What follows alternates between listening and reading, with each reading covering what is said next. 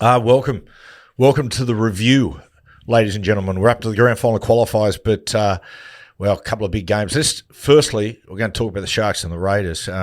Before we do it, Coop, let's just disclose why you're looking a little bit shady or a little bit creepy. Well, you watched the game here last night, and then the Razman, come out of our garage and said to Coop, mate, there's one or two of the boys down the Collaroy, and you went down there. Next thing you know, you stroll in at 7:30 this morning. Congratulations. Is that something you would congratulate your son on? Well, I'm all for having a good time, brother. Yeah. Where'd you go? Where'd you finish up at? I don't even want to talk about it. You don't want to? No. Okay. No, I don't want to. The less detail, the probably better. Don't want to incriminate yourself?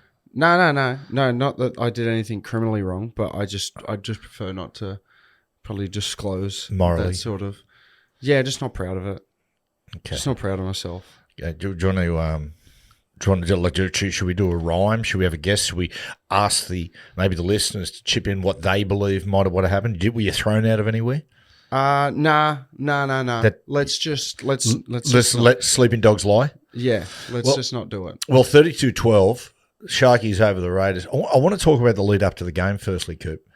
And the first thing was Ethan Strange ruled out influenza 2, they were saying? Influenza A? Sorry, 2A, B, C. There's so many letters and numbers going around. Hepatitis C, B, A. Yeah, I know. It's so many different strains. Well, anyway, he must have got the bad one because he's a tough kid.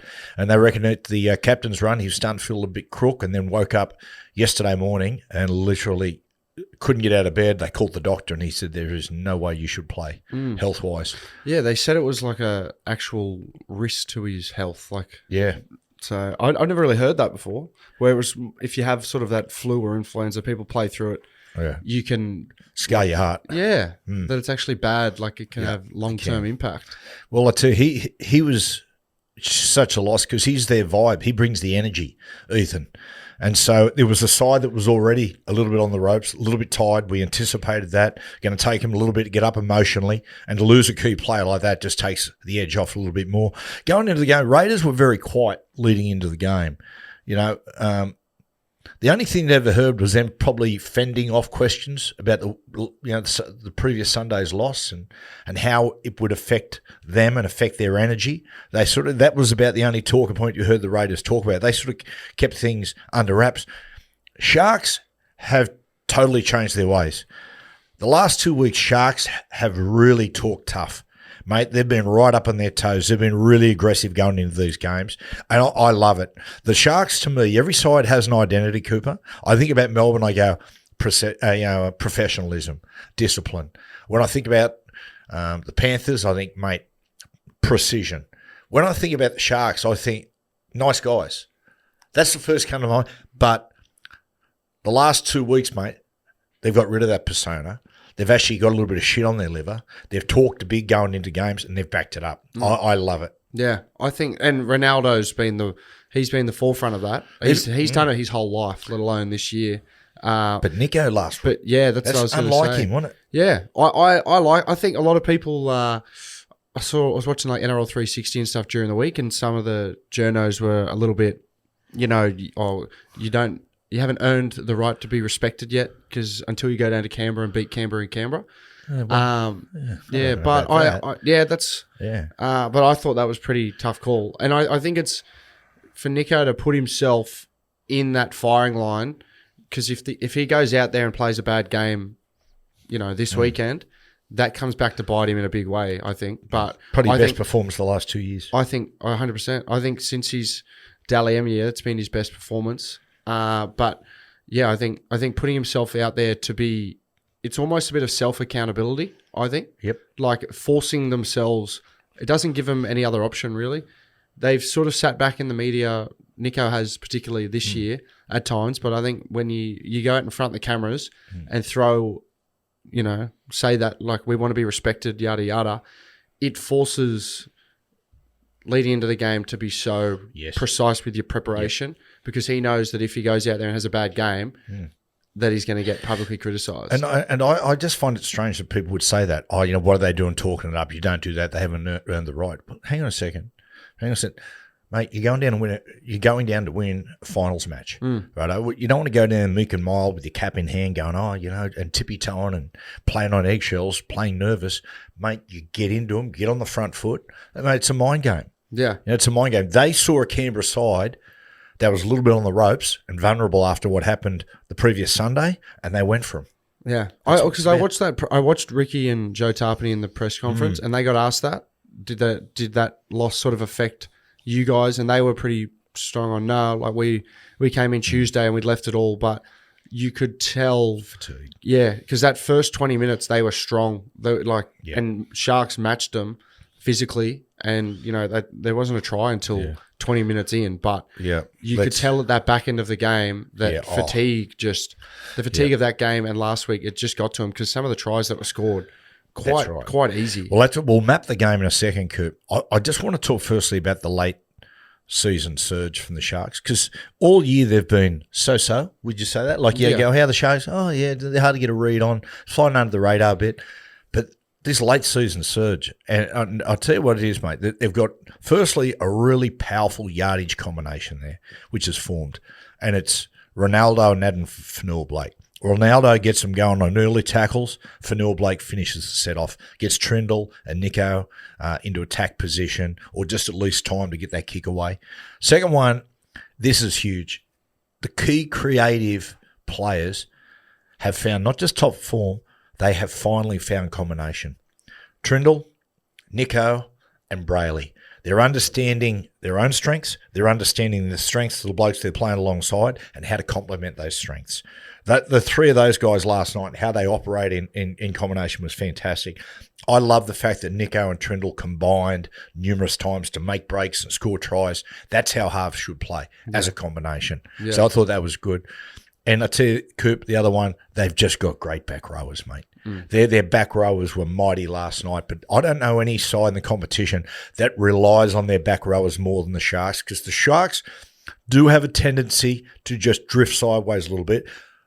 Nickera, Wilton, Burns, mate, they straighten with those aggressive straight runs. And last night, they were tremendous. And Coop, I know I'm talking about attack here, but when your attack's on song and you're starting to swagger because your attack's going good, it gives you the motivation to defend your ass off. Yeah. Right? I see that with sides who struggle to score points. Eventually, the pressure of that just counts on their defence. But when you can score points and you've got a bit of that arrogance about you, mate, you want to defend. Yeah.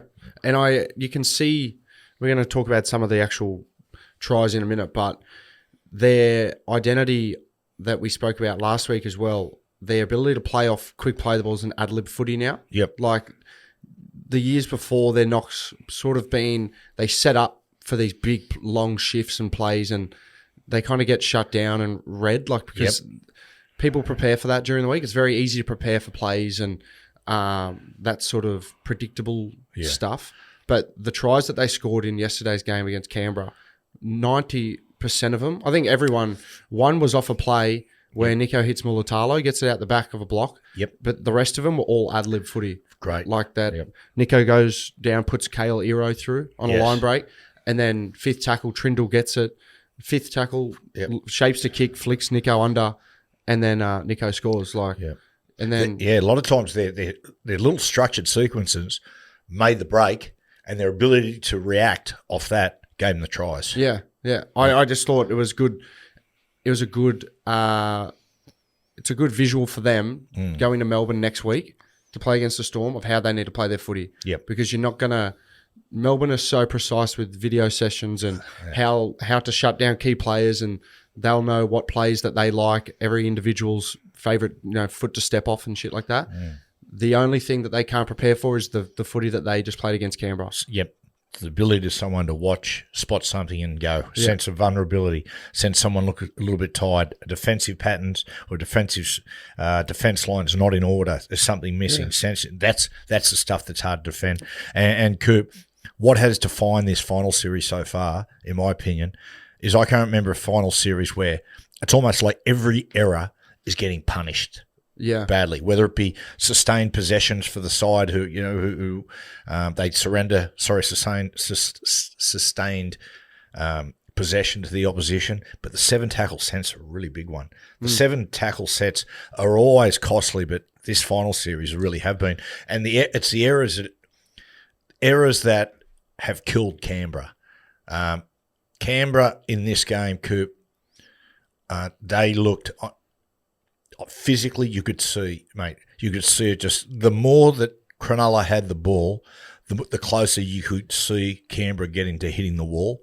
And in the second half, that try that Billy Burns scored, where he wandered up to the line, and given the context, the importance of the game, and the fact that it was 12-all at the time, it was a soft try. Yeah. But it was a fatigue try. Yeah. He just went through a defence line that had hit the wall. They were wobbling. And although it was only 18-12 at that point, you're going, well, the game's still in the balance. It wasn't. No. You could see with your eye, Canberra were done at that point. Yeah. And you just said fatigue try. I think every try, I would say probably every try, including Raiders, that first try with Corey Horsburgh scored. Yep. I think that first 20 minutes was so physical, such a big arm wrestle that nearly every try after that was just a fatigue try. And that's why you saw a lot of plays be put on, because they get quick play the balls and then they'd have ad-lib footy. Yep. And then like that Horsburgh try, he had 3 or 4 blokes around him. Let's talk about that. Well, let's map the game here. And what was interesting, my first observation of the game, Coop, in the first 10 minutes went, wow, Jamal Fogarty's nervous. Yeah. Like he's Jamal, winning a competition is just so much. It's as much about injuries and form as timing. Timing your run perfectly. And who knows where confidence goes sometimes. Confidence comes and confidence goes. Sometimes a bit of a mystery. And, the last week was tough on Jamal, but you've just seen how that's impacted him. His little dip in confidence there. Yeah. And you saw, he was like that last week as well. Yeah. He was a bit off last week. He had some uncharacteristic errors against the Broncos. There was some poor kicks from him as well, which kicking game has been his bread and butter his whole career. Yep. And that's what's really, been so pivotal in that Raiders. But then he also got tackled on 5th tackle a couple of times. Yeah. Which is very unlike him because he does all the kicking. Yeah. Because Ethan Strange, with no Strange being there. Yeah. And then, Ethan Strange not being there, I think it was just a little bit too much for him. Because Simi Sasangi, who Jack played with at Newcastle, he actually played quite well. I thought he was probably the Raiders' best player. Yeah, which is bizarre because, he's playing 5'8", which is a bit foreign for him. But that was because I think they kind of used him as a little bit of a forward. Mate, it is a runner. Yeah. They made a clean line break at one stage just taking on inside A. Well, it's funny. The first try that you said about the Horsburgh try, and they led 6-0, and I've said about the Raiders errors killing them. Well, that one was Cronulla. When I saw what happened, I'll talk about the mistake in a minute. I actually thought about the week before with Tanner Boyd not putting the kick out, where you're given an opportunity and you blow it through an unforgivable error. Yeah. And that one was Jesse Ramian. Cronulla had 3 sets in a row. They're attacking their line. They got an attacking scrum, and you can see the Raiders there already going, mate, they're not defending with the same sort of energy as they had through the year. And Jesse just drops the ball cold from the scrum. And I've gone, man, that's it. That's an unforgivable error there. Yeah. And then what happens, Canberra make their way down the field and Corey Horsburgh scores. It just shows you, the effect that errors, and particularly those really soft errors, those unforced errors, and how much that hurts you. And so it was, when I look at the game, Coop, Raiders led 6-0 about 20 minutes into the game. But one of the things I saw, anytime that the Sharks had sustained possession, like back-to-back sets or kept the ball for a few minutes, mate, you could see how weary. You could really see how weary the Raiders would get very, very quickly. And that was a cue for what was going to happen later. But in the lead up to the Sharks' first try to make it 6-6, it was some errors from the Raiders, and it was a poor kick. You could see at that point it was a really poor kick. They weren't doing the fundamentals right, and it got to the point they just, they couldn't absorb the pressure they were putting themselves under. And that try come about, Coop. If you go back and watch that first try, and it again, they attacked that problematic right side defence from the Raiders. But in a lot of ways, I don't blame the outside men entirely for it. I'll tell you what happened. When you go back and have a look at it, the middle men, including Corey Horsburgh, they don't really get up. Yeah. They sit, and so Fogarty leads the line up, and he realises, mate, they've not really come up, and they're not square with him. So what happens is he actually squeezes in just a little bit, and he just goes in and tries to protect the inside men just a little bit. He squeezes slightly, and the outside men squeeze in dramatically. And, mate, Ronaldo just scores. There wasn't anyone within 10, 15 metres of him. Yeah. But you talk about the front rowers and the middles not putting pressure on the half, coming out and helping, because that's letting people know that's as a half when you're attacking the try line. Like there's just the good sides and the good front rowers. When they're fresh, they come out and put so much inside pressure on you as a half. Yeah, that's right. And I think that's just a byproduct of that first 20 minutes. Like there was so much fatigue, so much ball in play that's where you saw those fatigue easy tries, because Fogarty, which it's easy to say, oh, you squeezed in and do that. Yeah. But like when you look at it as an edge, what the defensive system is, he actually did his role in it, because halves are told, and centers and wingers, to protect your inside shoulder. Yep. When a half goes deep, that center and winger are told to jam. They've got that's what I mean. They just missed it by half a second, and Nico pulls his pants down. I do think outside defenders these days too much. They just race in blindly. Yeah. You know, Coop, just if you're my inside man, just because you make a defensive error doesn't mean I should jump into the fire as well. You know, I should have the ability to sit and try to solve it, break out of that defensive system. But it's funny, Sharks scored soon after. And if we're talking about the combination, how, you know, Nico and Trindle have finally formed combination and understanding their roles, I reckon this is the best example of this try. And as you said, they attacked down that left-hand edge. Again, attacking the Raiders' right side defence, and they do a nice little play. I think it's Trindle tells a lie, looks in, out the back to Nico, and it just disorientates the defence. And Hero makes his way down. Next play, Trindle gets the ball, as you said, just wanders across the field, holds the ball. Nice little bit of finesse. Inside flick pass. They combine again. Nico scores next to the post, and it just shows you the roles. Trindle, organise and finesse. Nico, react and run. Yeah. They've found their roles. I agree. I think it's the best that they've combined since Moylan left and Tricky Trindle has come into that side. I think it's the best combination game that they've ever had together. Yep. Because they linked so well together. What you want in your opposite half, like when Trindle gets it on fifth tackle and takes off like that, it'd be easy for Nico to stand back, call for it, because it's fifth tackle, right? Like Nico's role is to call for it and kick for that right winger, but he sees an opportunity where Tricky's taken off, and rather than sit back and call for it or just leave Tricky on his own, he reacts and combines, drops whatever he's doing, and just looks to push with him, drops under him, and then scores a try. Yeah, I tell you, and Coop, half time comes right at the right time for Canberra, because Sharks have gone try, and like without sounding like a broken record, you can see them really start to fatigue. They're struggling in defence. And after half time, they have a really good period, the Raiders. It's their last good period in the game. And so the score's 12-6, they're down. It's a poor kick from the Sharks, which allows Canberra to wander downfield. Sasagi scores a try, but it gets disallowed. Hudson Young stands in the line. Fair decision. Yeah. But the next set or two, mate, they've still got field position, and Tamale scores to make it 12-all. And at that point, you're going, I'm looking, well, okay, they've been rested up at half time. They've got themselves back in the game. It's 12-12. The game's in the balance.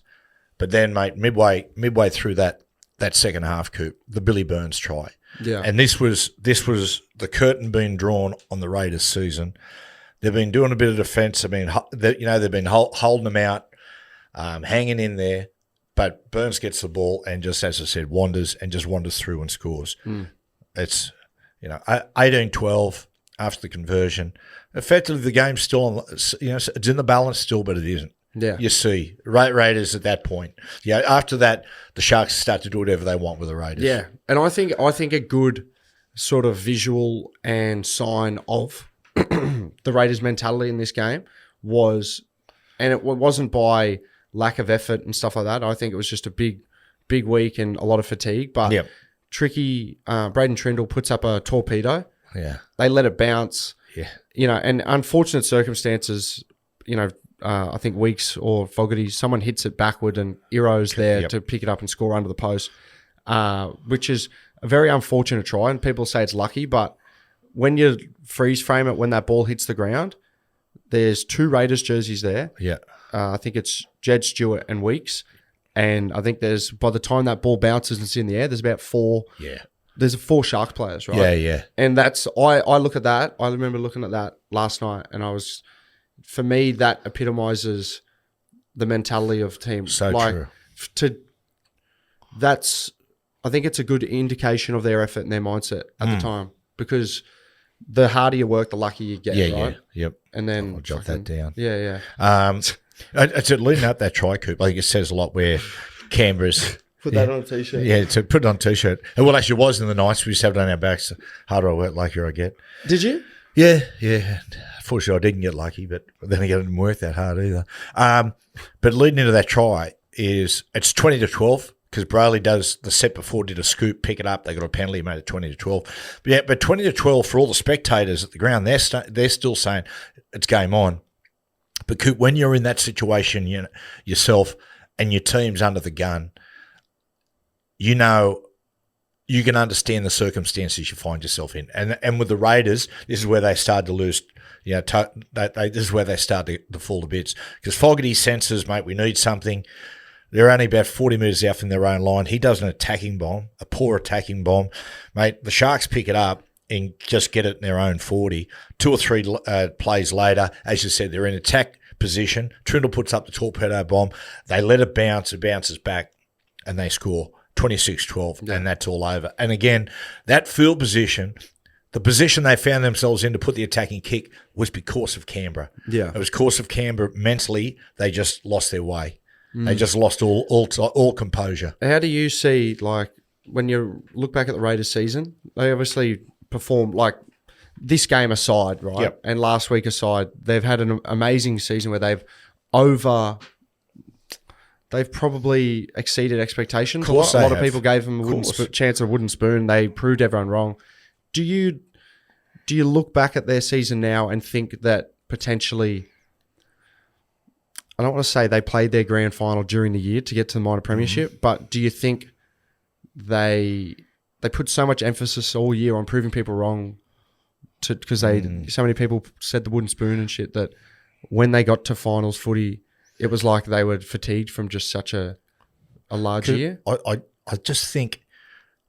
think what popped the balloon on their season was that last 14 minutes of regular time against the Broncos. Yeah. Because they were playing great football there. It wasn't as if they went into that game and suddenly, they were terrible and, they basically cut their own throats in the game. Their biggest crime was there. They just stopped playing, right? And they didn't.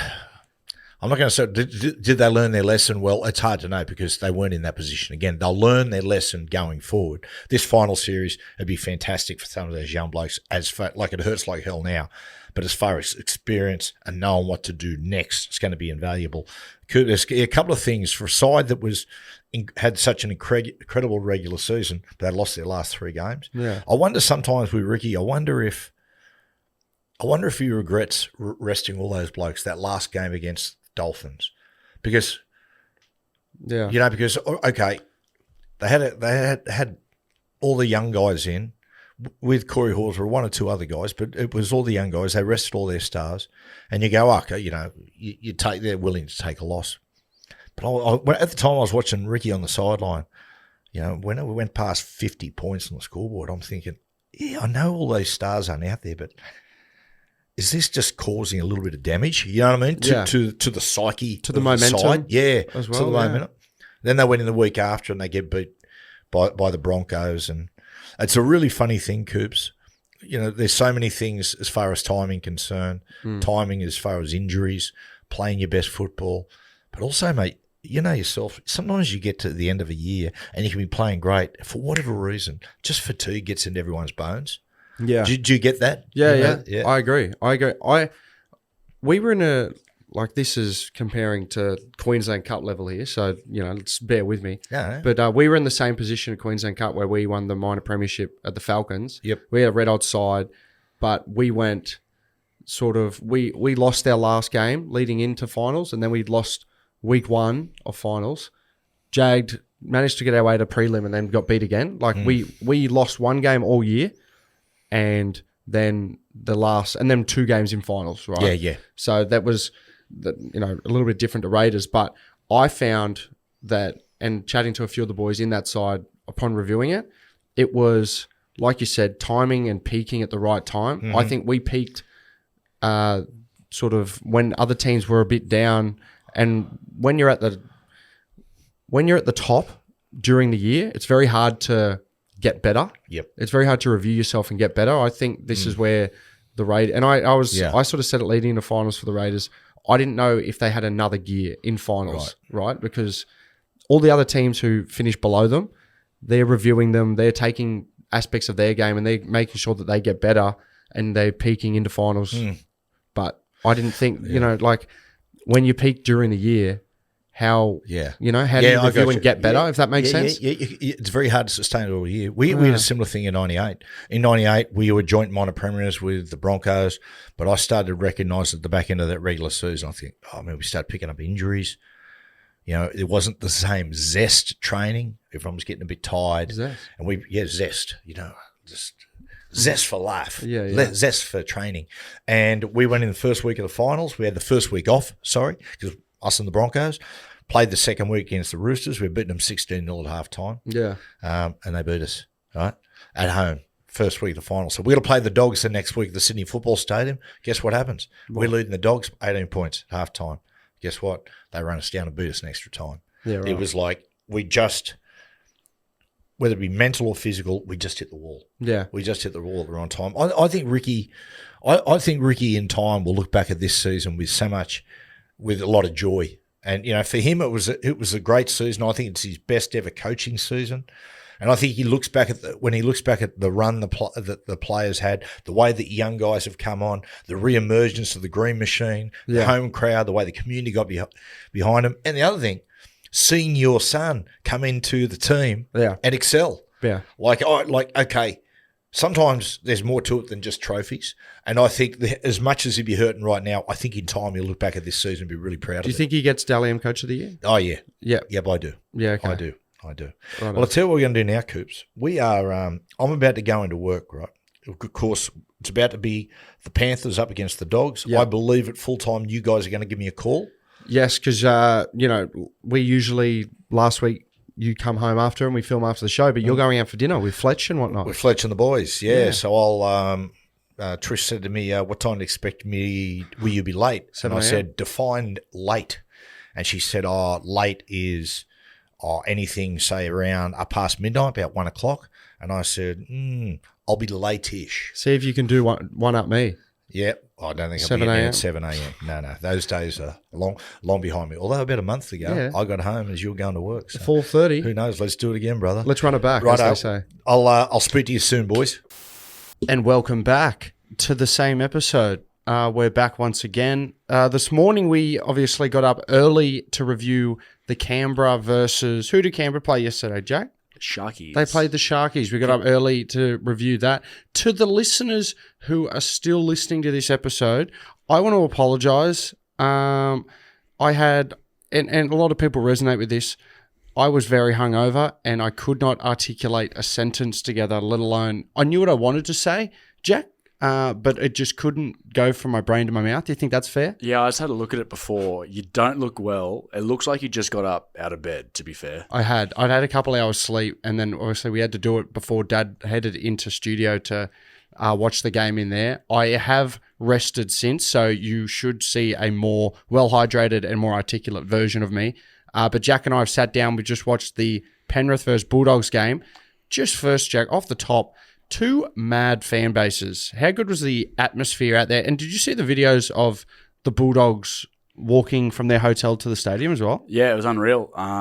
We just to let people know too, we've got Matthew ringing in soon, in any minute. But yeah, it looked incredible. The crowd, especially when Galvin scored that try to sort of bring him closer to the Penrith Panthers after they got away with a good start. Geez, it looked like the crowd was going off out there. Yeah, those Doggies fans are there. I mean, obviously, they hung in there right until the end, all the fans, because I imagine it would have been pretty hard. They would have wanted to leave quite early, but they were so vocal the whole time. Yeah. And it actually makes you want to play for the Dogs in that sense, I reckon. Because Yeah. they've got such a sick fan base. They do, and they look like they're a fan base, much like the Newcastle supporters. They look like they really enjoy watching their team, do effort things, not just do like the, spontaneous, great attacking stuff. They love watching their team, bash Do the opposition, nitty-gritty do the shit. nitty gritty stuff. Players like Salmon.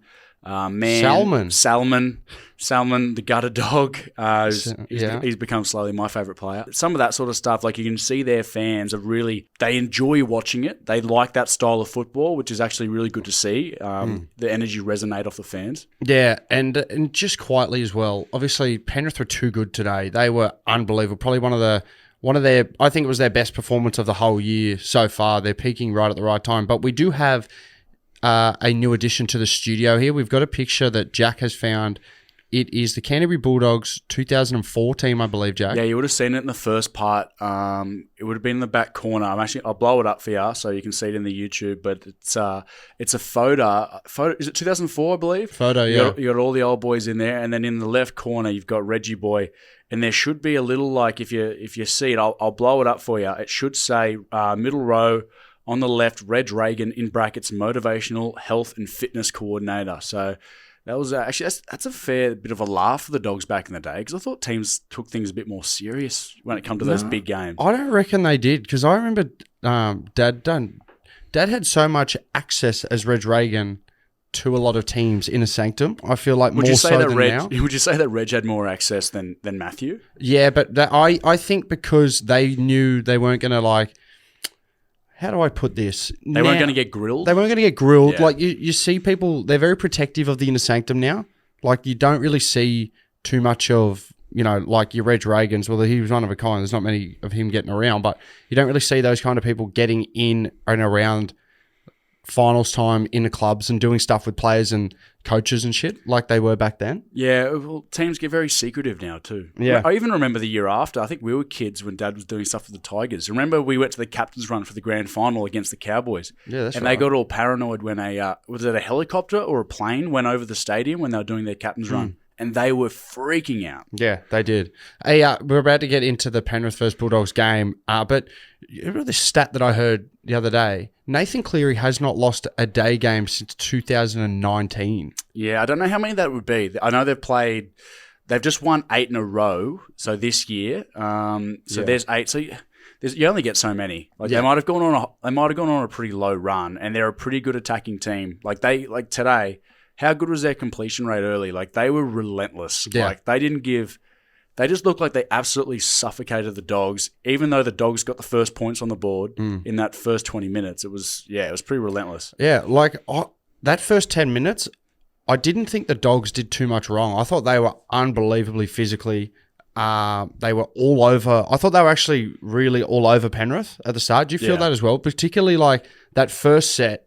And we said this last week. They did the same thing against Melbourne. They come out of the blocks firing, and then Melbourne kind of absorbed that pressure and counterpunched with after 15 minutes when they really took the sting out of Bulldogs. But the Bulldogs, what I love what they did this week was that first kick chase. They had a huge kick chase, did a number on the back three of Penrith. Nathan goes to kick, and then Viliame Kikau flies out of the line, kick pressures, knocks it down. They get a penalty, take the 2 because Dylan Edwards holds him. But that's how you need to take on Penrith. We've said this before. It's like they want, if you try to replicate how they try to play and do, just try to kick pressure, just do the same cycles that they do and just try to build pressure and beat them in the back end of the game. You're not going to beat them because they're too good at it. Yeah. That's where you get the upper hand like that, like little trick plays, like Viliame Kikau coming out and trying to do a charge down. Yeah, and credit to Kikau too. You could tell from the get-go, even from running out as captain of the game, you could see he was up for it. And even last 5 minutes of the game when he tackled Liam Martin, he was tackling that aggressively. You could see that he definitely wasn't going to die guessing. Like he was doing his best there to try and change the momentum for the Doggies pack. Yeah, and you know what? Let's quickly just talk about what we thought the Dogs did wrong, because like we said, that start was really good physically. Yeah. What I think they didn't do enough of, and they started to do it towards the back end of the game, but it was too late. I love when they shift out of their own end a little bit.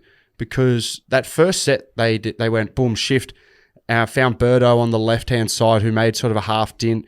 They looked really fast, played really quick. When fatigue started to get in, they just and I get it happens because you don't have as many numbers coming back on the kick chase, but they just went into their shell and just sort of went Carraz up, Bronson Cherry up, just to send people one up, which is still a good play. They got good ball runners, but when they started to shift out of that midfield, and you saw it when Galvin scored, he went down the short side, little no-look short pass to Jacob Preston. He goes through, finds Galvin back on the inside.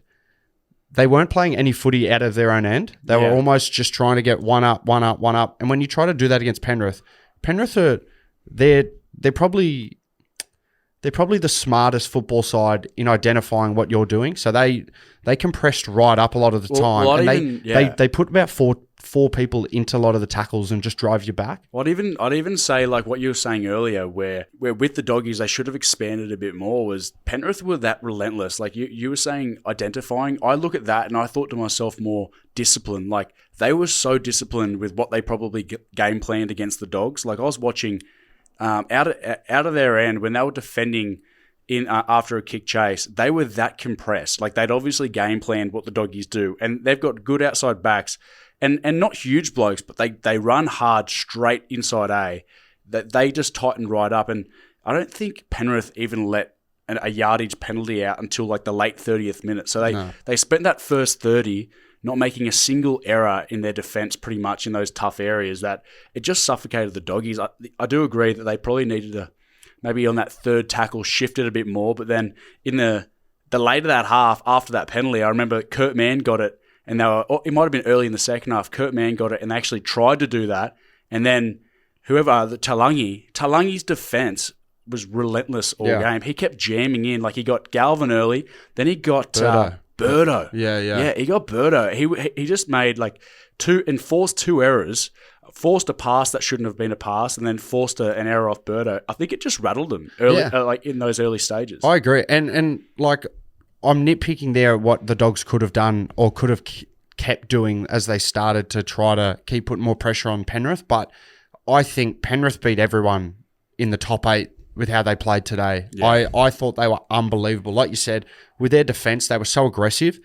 I didn't think the Dogs, their edges, I didn't think they were aggressive enough on Penrith. They gave them a lot of time, and you saw that a lot of their tries come off sort of late jams, and then they got quick hands to Alamotti and Brian Toto. But Talangi really set the standard. I love what he did over Galvin and Birdo when they identified the shape. He gets up, gets aggressive, forced 2 big errors. But I want to talk to you about the Penrith first try, I believe it was. Yeah. And I thought it was, if you go back to this first try, the first shape that they run to the right-hand side, Nathan goes to the line, plays out the back. And they did it all day. We just said their setup on shape was second to none. I don't think I've watched attacking shapes being run with such perfection and precision. Yeah. Ever as like that. That is an example that every team and every coach should take. You could even see like Shane Elford, their blue shirt that was out there. The guy got in trouble earlier in the year. Every time the ball got to the centre, he had his hand up and was just cheering as if they'd already scored the try. It's like he's watched it all week at training, I bet. He's just watched them consistently do it day in, day out, that he knew by the time it got to that stage where the winger was open and all they needed to do was pin their ears back, he knew it was going to be a try. And it's such simple fundamentals, but they do it so well. And under fatigue and under pressure, when you have people flying out, like they just so calm. Casey McLean had a couple of really nice quick hands to Brian Toto. And even when he didn't really get a clean catch, but still gets the pass away. Yeah, that was the one. Like he got some balls behind his right shoulder and spun it around that quick, and somehow got the ball to Toto just to let him just do his job and then pin the ears back. And you know what Toto's like, when you give him an inch, he takes a mile. Like he's a great finisher, like Alamotti. Catching and passing, it's like it's such an easy thing to say, but unless you've like played a lot of football and train day to day, you don't understand how much of a difference. And even people at the highest level, they can't do it that well. Yeah. Like you actually don't realize how many people aren't detailed, unfatigued with their passing and then getting a clean catch. Penrith do it so well. A couple of their shapes too were just so nice. Like Cleary finding Yo in the middle. They had a lot of real short precision passing, just putting people one-on-one. Like, I thought it was so nice. I was going to say on that, like on those detail things, for the average punter, like they might think, as an NRL player, their job is to be great at attacking. A lot of the reasons a lot of these guys aren't as good at those little details when they get to NRL level is because they were so good at it growing up. A lot of their work in the week to week goes to the other side of their game, which is the defense. Some players are taught week in, week out that they're not going to play unless they do their defense. And sometimes what they can do is they can make their attack quite scrappy. And then you see it. I remember a couple of years back in 2021 when we were living with the Panthers, and during their period of their finals campaign up there at Twin Waters during the COVID year, people were watching their all the coaches from all the other clubs were like spying on their training sessions, trying to get a gauge of what they were doing because they were just so dominant that year. Yeah, they reckon they weren't doing anything like other than the usual, doing what you do in pre-season, which is just doing the basics, skills, getting them that crisp, and then like Shane Elford was doing, he knew as soon as that ball went out to the centre, it's like he knew every time it was going to be a try. Yeah, but so many clubs in the NRL don't actually practice the fundamentals because they've got so much other shit to worry about. Like they might be worrying about their defense or, like the bottom 8 clubs, right? They've got so much stuff to worry about. They might get a new coach so that he comes in with a whole new game plan, trying to teach people moves and a new strategy with their attack and defense. And that's what they drill in the preseason. Yeah. The beauty of clubs like Penrith, clubs like probably the Roosters, because they've had a consistent coach, and Melbourne, is they've got a system that they've had for a decade. They don't need to change too much. So Penrith, when those boys come back for preseason, all Ivan and that have to worry about is getting them fit and then getting the fundamentals of the game, their skill, their one-on-one tackling, just very simple things. Yeah. He just trains that into them all preseason so that like their detail on those little things are so perfect. Even like a shift, like they're so consistent. Every time they get to a final series, little things like their discipline in those yardage defensive sets where they're all compressed. Sometimes some coaches go into those big games and they think they need to spend half the session drilling it into the players. And what that does is it actually takes away from the details of their skill, their core skills, and those major things. It's almost like trying to fix a hole in a boat. But at the same time, another hole's popping up. You know what I mean? Like you're hemorrhaging. Hemorrhaging. Yeah. Hemorrhaging. Don't worry. I felt that like when I was at Manly, I used to say the same thing. It was like, oh, there's so many problems, like whether they're off field or on field. It was like you've got one Band-Aid. What do you fucking put it on? Yeah. You know what I mean? Yeah, it's 100%. Like you're just bleeding out. Like you may as well just abandon ship. Well, you got two centers on the field. One center might be having really a problem all week with their catch pass, and the other center might be having a problem with their edge defense. So you can either train them separately, but a lot of the time they're going to train opposite each other all week long. So what do you focus on? One, you're training in one session. You're telling him to focus on one part of the game. The other one's sitting there listening, overhearing it, probably thinking about that rather than he's supposed to be worrying about, his own deficiencies. Yeah. I thought Nathan Cleary was unbelievable today. He kicked a nice 40-20, but just his organisation, what he was doing off the ball, you could see he was just so on today. Yeah. How straight, detail, and all the shape.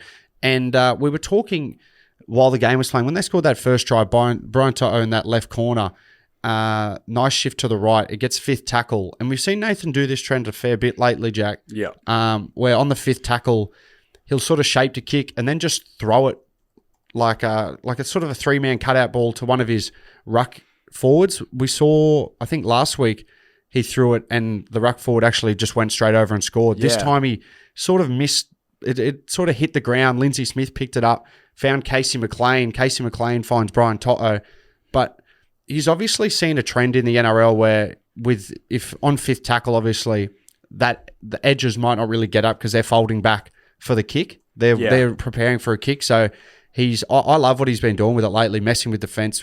Because you see it was such an easy try for him. Well, a lot of the time to like you'd think when you're doing a setup like that, he's like a lot of the defenders, I think they were thinking either that he's going to knock it back behind him with all those lead runners in front of him, or he's going to try and do a cross kick. I don't even think when he got it in his hands, not once did he even look like kicking. Like it was almost like he'd preempted that he's going to be passing the ball regardless of what the defense does. It was it's working for him at the moment because it's led to 2 tries 2 weeks in a row. Yeah, I thought it was a masterclass. Do you have a back fence player of the game? My back fence player, probably the battle between Kickow and Liam Martin was pretty savage all game. I think Liam Martin got the better of him, but he did a few little things, Liam Martin. Some of his kick chase efforts, like relentless. Every time that ball goes up, Nathan was kicking to that right corner all game. He never gave Connor Tracy, or who was the left edge? Jethro.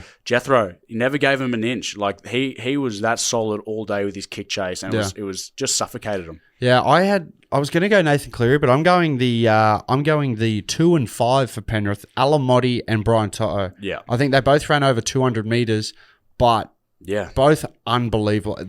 I didn't see them, Jack, get put on their back once out of the backfield. The work that they do for their forwards and for Nathan starting the sets off well, it must be a pleasure to play behind those two. Well, I had a mate message me through the game go, geez, I didn't realise, when he took that intercept, Bryan Toto. Yeah, how slow? He goes, I didn't realise how slow he was. I went, yeah, because he's done that much work. That's him ticking over 200 metres with like 30 minutes left to go in the game.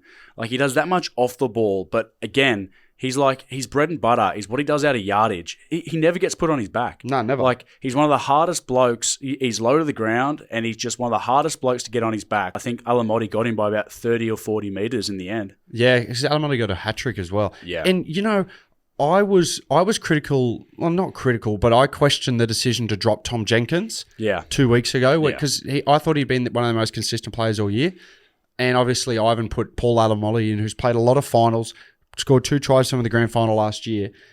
Honestly, in the 2 weeks that he's been back in the NRL side, after being 18th man most of the back end of the year, he's been unbelievable. You'd love to know. You'd love to live in Ivan's head and just go, what on earth? Like, is it a personality thing? Or is it a type of player thing? Because there must be something there that he knows Alamotti shows up for big games because he's had some massive moments for that club, especially in the last 2 years in big games. That 3 tries today and then what did he get 2 last week against the Wires? Yeah. Like he has to have something that Ivan goes, I know he's a big game player, but I'd just love to know if it's personality or skill set. Yeah, I don't know. I don't have the answers. He's a hell of a finisher, but like every time he gets it, he backs himself. Hell of a finisher.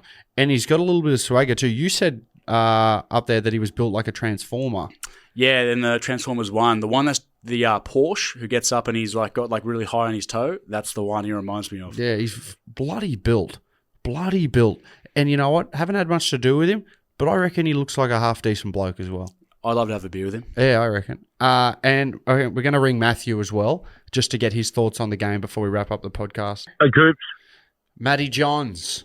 Hey, yeah. How are you, brother, mate? We're live on the program. Thanks for joining us. We're live.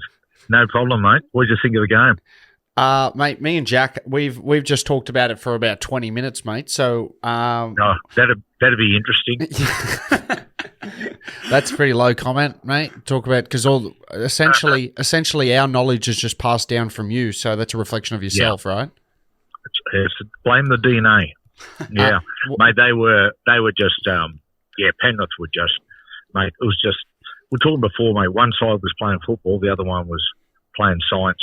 Yeah, just a big difference, mate. Like Dogs were trying hard, they busted their ass, but the other side's just too good. The precision and the probably emblematic of it.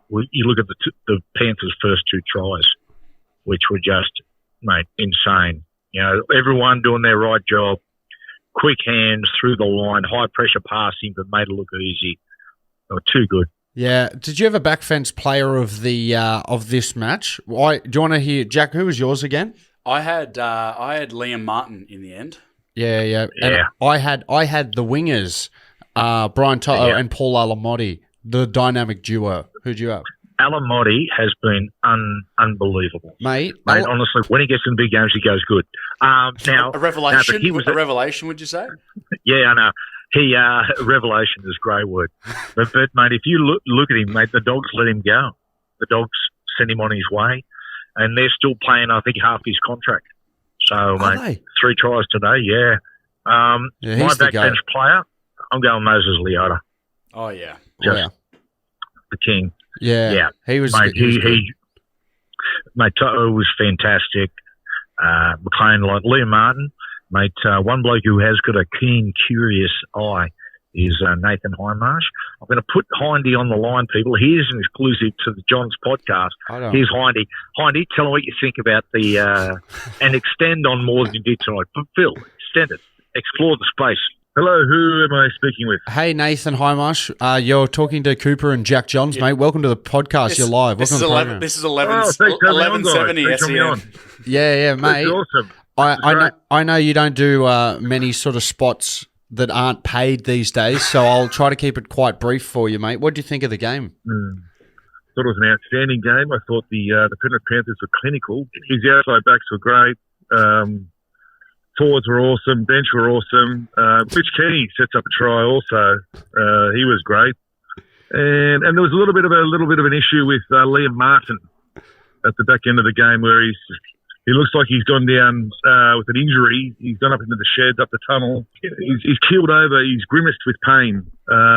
Winced even, according to Bryan Fletcher. Yeah. And then he's come out and done an interview with Jakey Duke after and pretty much just tried to tell the public that he was just winded, but we think that's a bit of horseplay. So you think he's a liar, Liam Martin? Well, I will say liar. Yes, I'll say liar. I know that's a bit of aggressive for some, but I'm going to say yes, he's lying. He's not telling people what we want to hear, and I think he's actually busted a rib. And he's gone out there, put on a brave face, and done an interview. And you think when you label him a liar, is that just on field, or is that like relationship, like all other aspects? No. Marto's always been very good for us on Fox League, and particularly Brian Fletcher and I on the Matty Joins show. So yeah, I've got no issues with Liam Martin whatsoever in regards to him as a person. Just the fact that he's pretending that he's not injured when he is, so therefore he's a liar. Now, what's on the agenda for you guys tonight? You guys going to dinner, is that right? Yeah, it's just a sophisticated dinner. Just the Matty Joins crew, the Sunday night Matty Joins crew. So we'll be having a little bit of wine, a couple of pastas, maybe a schnitzel, and then we'll be all tucked up in bed at a reasonable time to watch the Formula One, hopefully. Yeah, so I'm looking forward to it. Are you a Formula One man, are you? Dusty Formula One man, yes. Right, and you're not just using our platform to plug like something that you're being paid to plug, right? No, well, if the Kia Tasman was in the Formula One, well, maybe, but unfortunately it's not. Look, great ute, but around the F1 track, maybe not so. There it is. Well, thanks, Hindy. It's been a pleasure to have you come on the program, mate. No, it's been a pleasure being on, guys. Appreciate it. Love you, Nathan. Yeah, did you hear Jack then? Love you, guys. Love you. Hang on, wait up. Brian's driving. Got to put him on speaker. Brian's driving. You're there, Brian. Well, he's attempting to drive. Hey, Fletch. Great car, the Kia. Sorry. Hey, guys. How are you, Fletch? Welcome to the program, mate. Thank you very much. Are we live? Wait, we're not live. Like, it is a podcast, so we can edit anything you want to say out if you want to bag anyone or anything. Yes. What's the deal? Oh, right. What's the deal? Mate, we just wanted to see what's on the agenda tonight. Hindy said it's going to be quite tamed. Red wine, schnitzels and pasta. Is that the same for you? Well, it will be, but he forgot to mention, he goes, I've got let's just panda or...